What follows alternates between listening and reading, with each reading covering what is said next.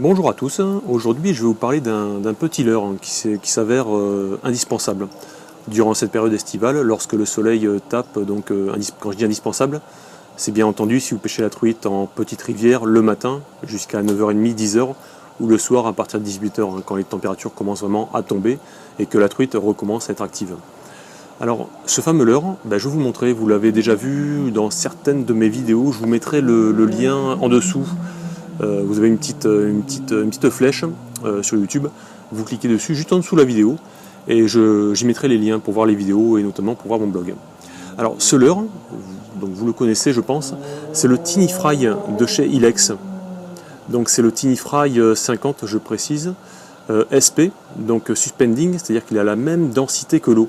Donc quand vous le lancez, il ne coule pas, il ne flotte pas, il va simplement s'enfoncer dans 5-6 cm d'eau et ne plus bouger, jusqu'à ce que bien sûr vous l'animiez.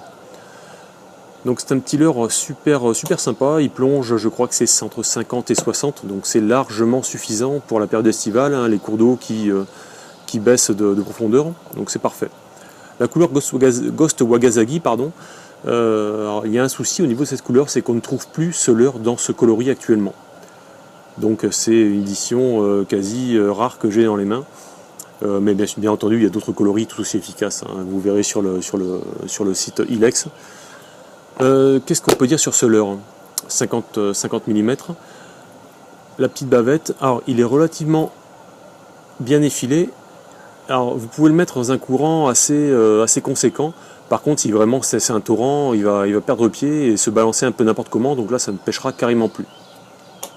Voilà, je voulais absolument faire une micro vidéo sur ce leurre parce que j'ai testé des leurres d'hiver un peu plus gros on va dire, que je vais vous présenter sur une autre vidéo, où la truite n'attaque plus. Vraiment c'est marrant, c'est un petit peu comme nous l'été quand il y a des grosses chaleurs, on a faim mais on n'a pas non plus envie de se gaver de choucroute ou de cassoulet, on est plutôt sur les salades de fruits. Alors ça sera la salade de fruits de la truite. Voilà, et je vous montrerai sur une autre vidéo qu'est-ce qui peut représenter un cassoulet ou une bonne choucroute pour une truite en hiver. Voilà.